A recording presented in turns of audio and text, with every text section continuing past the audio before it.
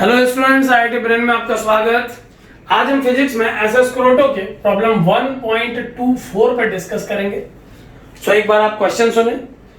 A hoop of radius r rests on a horizontal surface. A similar hoop move past it at a velocity v. Determine the velocity va of the upper point of intersection of the hoops as a function of the distance d between their centers. Assuming that the hoops are thin and the second hoop is in contact with the first as it moves past the later. यानी क्या problem है, देखें कि दो hoop given है, एक hoop अपनी position पे स्टैटिक है और दूसरा हुप जो कि इनिशियली उसे बाउंड्री पर टच कर रहा है लगातार उसके सेंटर की तरफ बढ़ रहा है।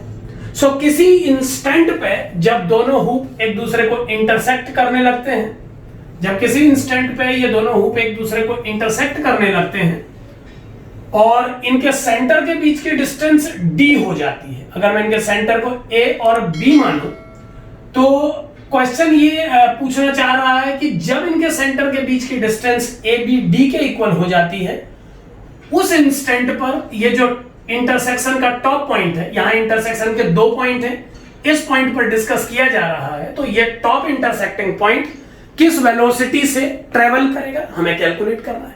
यानी ए बी की वैल्यू को डी कंसीडर करते हुए उस इंस्टेंट पर हमें टॉप पॉइंट जिसे मैं पी कंसीडर कर लेता हूं इसकी वेलोसिटी को कैलकुलेट करना है।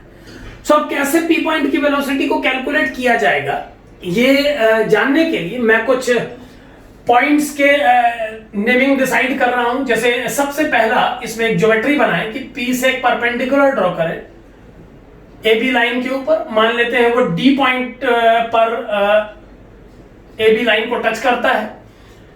सो यहां पर जो ट्रायंगल हम देख पा रहे हैं पी डी बी, उस ट्रायंगल में angle P D B 90 degree है और इस ट्रायंगल की एक साइड रेडियस के बराबर है।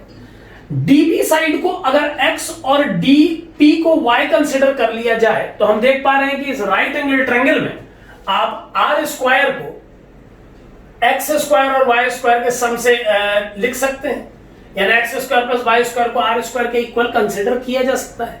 अब जैसा कि गिवन है कि ये हुप जो मूवेबल है वो v वेलोसिटी से पहले हुप की तरफ ट्रेवल कर रहा है, तो सिमेट्री से अगर ये डिस्टेंस x है तो इस डिस्टेंस को भी x होना चाहिए। यहां पर ध्यान दें कि P पॉइंट से अगर मैं A को ज्वाइन कराता हूं तो इस कंडीशन में बनने वाले ये दोनों ट्रायंगल बिल्कुल कॉन्ग्रुएंट ट्रायंगल होंगे। यहां पर ये रेडियस r है जबकि ये रेडियस भी r है, दोनों एंगल 90-90 है और ये बीच का साइड PD दोनों में कॉमन है। चित्र थोड़ा सा अप टू मार्क नहीं बना है तो ये ट्रायंगल इससे थोड़ा बड़ा दिखाई दे रहा है, बट अगर हम ज्योमेट्री पर ध्यान दें और डाटा के बेस पर एनालाइज करें तो दोनों ट्रायंगल कॉन्ग्रुएंट है, जिसकी वजह से ये लेंथ भी x ही होनी चाहिए। अब अगर a और b के बीच का सेपरेशन 2x है तो इस 2x का टाइम के रिस्पेक्ट में डेरिवेटिव v के इक्वल होना चाहिए विद नेगेटिव साइन। यहां पर नेगेटिव साइन इसीलिए इंक्लूड किया जा रहा है क्योंकि जैसे जैसे सेकंड हुप पहले हुप के सेंटर की तरफ बढ़ेगा वैसे वैसे x डिक्रीज होगा। यानी x के डिक्रीज होने के रेट से v को जोड़ने की कोशिश की जा रही है और चूंकि a से b तक का सेपरेशन 2x है इसीलिए x के प्लेस पर 2x को लिया गया है। सो आप 2 into minus D x by D T को v के इक्वलेंट मान सकते हैं और minus D x by D T को v बाई 2 पुट किया जा सकता है। अब minus D x by D T की वैल्यू v बाई 2 है जो कि इस db के रिड्यूस होने का रेट बता रही है। यानी x के चेंज होने के रेट जिसे हम p पॉइंट की हॉरिजॉन्टल वेलोसिटी से कनेक्ट कर सकते हैं कैलकुलेट किया जा सकता है। यानी उसकी वैल्यू जो v बाई 2 आई है वो एक प्रकार से p पॉइंट की हॉरिजॉन्टल वेलोसिटी ही शो कर रही है। यहां पर ध्यान दें कि ये जो pd लाइन है ये हमेशा वर्टिकल ही बनी रहे, तो d के हॉरिजॉन्टल डायरेक्शन में बढ़ने का रेट और b के हॉरिजॉन्टल डायरेक्शन में बढ़ने का रेट सेम होगा। इसके अलावा d उसी रेट से b की तरफ बढ़ेगा जो कि x के टाइम के रिस्पेक्ट में घटने का रेट है। So minus D x by D T जो कि v बाई 2 है वो d की वेलोसिटी को प्रेजेंट कर सकता है और चूंकि d और p एक ही वर्टिकल लाइन पर लाई कर रहे हैं तो उसके द्वारा p की हॉरिजॉन्टल वेलोसिटी को भी दिया जा सकता है। यानी p पॉइंट के मोशन में p की जो हॉरिजॉन्टल वेलोसिटी होगी उसका वैल्यू v/2 होना चाहिए।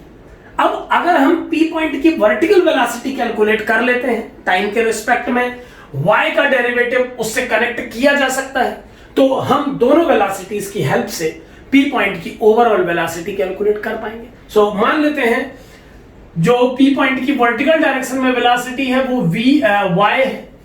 सो vy को कैलकुलेट करने के लिए अगर मैं इस इक्वेशन को टाइम के रिस्पेक्ट में डिफरेंशिएट करता हूं तो मुझे मिलेगा 2x into dx by D T plus 2y into dy by D T equal to 0। r constant है। इसे सॉल्व करने पर y dy by D T का वैल्यू आ जाएगा minus x dx by D T और dy बाई डी टी बराबर आ जाएगा minus x upon y। Minus को आप dx बाई डी टी के साथ ही लिख लें। x का वैल्यू उस इंस्टेंट पर, जिस इंस्टेंट पर क्वेश्चन पुट अप किया गया है, क्वेश्चन में ये मेंशन है कि आप उस टाइम पर p पॉइंट की वेलोसिटी बताएं जिस टाइम पर ab का सेपरेशन d है, और चूंकि ad db के बराबर है हर इंस्टेंट पे, तो उस इंस्टेंट के लिए मैं इस x की वैल्यू को d/2 पुट कर सकता हूं।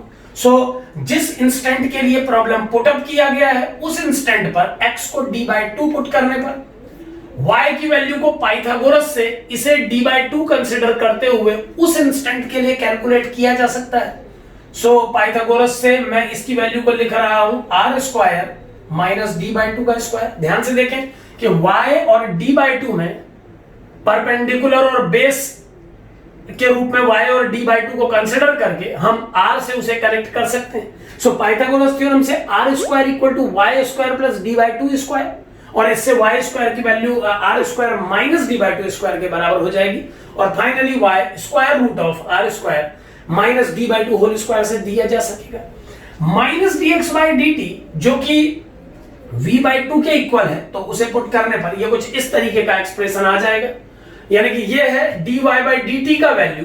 क्योंकि आप देख पा रहे हैं कि जैसे जैसे हूप आगे बढ़ेगा y इंक्रीज होगा, और y के इंक्रीज होने का रेट ही p पॉइंट की वर्टिकल वेलोसिटी है। सो इसे vy के इक्वल कंसीडर किया जा सकता है। सो p पॉइंट की वर्टिकल वेलोसिटी vy इस फॉर्मूले से दी जाएगी। अब चूंकि p पॉइंट की हॉरिजॉन्टल और वर्टिकल दोनों वेलोसिटीज को कैलकुलेट किया जा चुका है, vp वेक्टर का वैल्यू आ चुका है v/2 i cap plus d upon 2 v upon 2 upon under root r square minus d/2 whole square j cap.